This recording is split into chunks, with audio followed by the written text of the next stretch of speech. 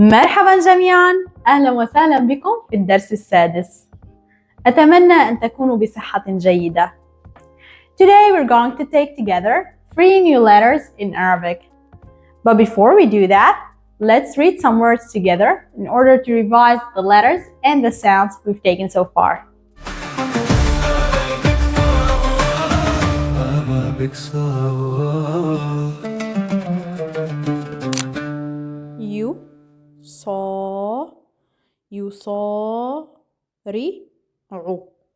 يصارع أبيض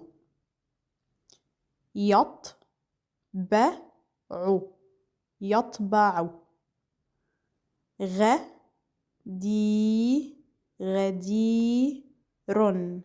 غدير لنبدأ. I'm trying to use certain Arabic expressions for you to memorize them. I'm leaving the translation in the captions below. So, لنبدأ. First of all, we're going to talk about these 3 letters, which are called ha, jim, kha. But I know you guys, these are new letters for you because these letters are not found in the English language. So you're going to see them a little bit difficult, especially when pronouncing them. So in this video, we're going to study together how to write them at first, okay? And then in the next part, we're going to focus on how to pronounce them. Bear with me and let's start. Okay guys, so what you have to know is that these 3 letters, ha, jim, kha, have the shape of the jug. What? Check this out. Look at the jug. Draw its shape, you will have ha. Place a point above it, you will have kha. Place a point below it, you will have jim. Ha, jim, kha. Ha has no point. Jim and kha both have 1 point. And to distinguish between the location of the point in kha and jim, you have to find a simple way as usual. And when you think about that, leave that to Diala. Okay, so to distinguish between the location of the point in jim and kha while writing them, you have to memorize a new word in Arabic, which is جائع. جائع. Repeat after me. جائع.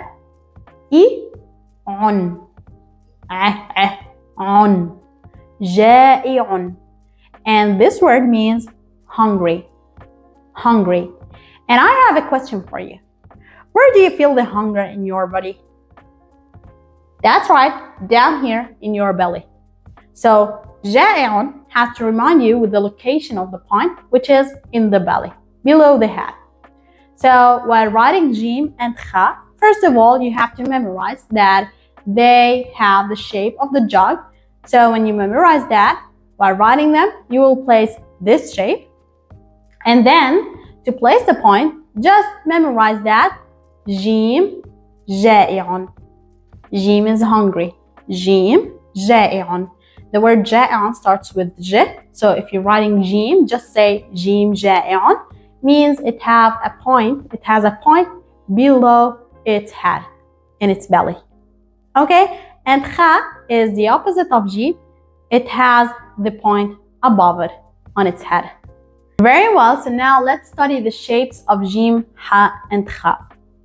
Jim at the beginning, jim in the middle, jim at the end connected, jim at the end standing alone. Ha at the beginning, ha in the middle, ha at the end connected, and ha at the end standing alone. Kha at the beginning, kha in the middle, kha at the end connected, and kha at the end standing alone. Okay guys, do you still remember خط الرقعة, which we've talked about before in lesson 4? Well, I have to tell you that these 3 letters, jim, ha, and kha, change their shape while writing them in this handwriting. Let's see how. Okay guys, so now we're going to write together ha, jim, and kha. We start with ha and we're going to write it in Naskhi handwriting. So we start at the beginning. We draw ha in this way, a wave like this. Try to write it with me. And then a straight line. Okay? A wave, a straight line. Now, if you want to write it in the middle, you write horizontal line and then a wave like this. Okay? And then you make another horizontal line. This is ha in the middle. Now at the end connected, you draw also a horizontal line. You do a wave, but let it be straight like this. Okay, in this way. And then go with the abdomen, which is a big C, to the end. Okay, and by that it will be ha at the end connected. Now ha at the end standing alone will be a wave like this, and then a big abdomen like this. Okay, so if you want to write ha in the رقعة handwriting, خط الرقعة, we're going to draw a hill like this, and then we place a short line like this and then a horizontal line. This is ha in the beginning of the word. Now at the middle, we're going to draw a horizontal line and do it like a snake, a zigzag. We go down like this and let it be sharp in this end, as if you're drawing an acute angle. Okay, and then we go with a straight line like this. So this is ha in the middle. Now at the end connected, we're going to draw a line, again zigzag. So we go with a sharp edge here, as if we're drawing an acute angle, and then with a big abdomen like this. Now at the end standing alone, we do one line, one oblique line in this way, and then we go straight like this, and then we go down. There's a difference between this letter and this letter. Remember this one? This is Ain. And although they are the same, you have to remember that Ain, when connected, becomes like a diamond in this way, while when we connect ha, it becomes like a snake, like this. Okay? And you can choose whatever handwriting you want, the naskhi one or the ruqa. It's just for you to know that this shape is like this shape. These are both ha, but this one changes its shape because it is written in the ruqa handwriting. Now let's start with jim. It's the same as ha. You draw a wave like this and then a straight line. Okay, jim in the beginning, and this is in the naskhi handwriting. Now in the middle, straight line, wave, and another straight line. You place a point below it. And why below it? Because jim ja'i'. Jim ja'i' means the point should be placed below the head. Now at the end, you draw a straight line, a wave, but let it be upward in this way, and then you draw a big belly like this, and you connect the hand to it. Okay? And don't forget that jim ja'i' means we have to place the point below the head, means here. Okay? Now, if I want to write kha in the naskhi handwriting at the end and not connected, you should do a wave like this, let it be upward a little bit, and then you draw a big C like this. And kha is the opposite of jim. Its point is above its head. Okay, like this. Now, if you want to draw kha at the end in the ruqa handwriting, you do one oblique line, straight line like this, and you go C in this way. And you place the point above it to become kha. Now, if you want to draw it at the end connected, you have to do one horizontal line, two like this, as if you're drawing an acute angle, and then a big belly like this, and then you place the point above it. Okay, so kha at the end, not connected and written in the naskhi handwriting. Kha at the end standing alone, also not connected but written in the ruqa handwriting.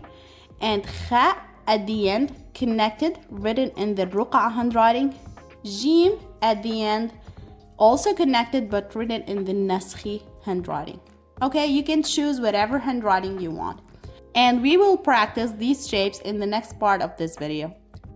Okay guys, so now you know that these three letters, Jim, Ha, and Kha, have this shape in the beginning, this shape in the middle, and this shape at the end of a word.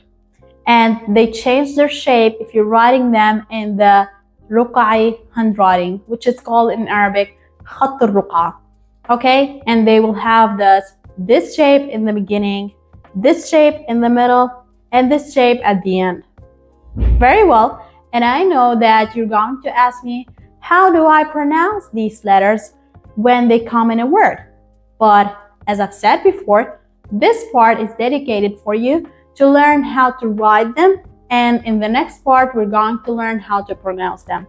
Bear with me and you will learn everything. Okay you guys, so now we're going to write together certain words in Arabic that have these three letters, and I'm gonna use simple words in Arabic with only fatha for you to practice how to write them. Don't focus on the pronunciation. We're going to discuss that in the coming video, and I'm gonna teach you how to pronounce these three letters along with all the vowels we've taken so far. Okay? Okay guys, so now we're going to write 4 words in Arabic, which include these 4 letters, ha, jim, and kha. First, I'm gonna write them in the naskhi handwriting, and then I'm gonna write them in the ruqa handwriting. You can choose whatever handwriting you want. So first of all, let's try to write najaha.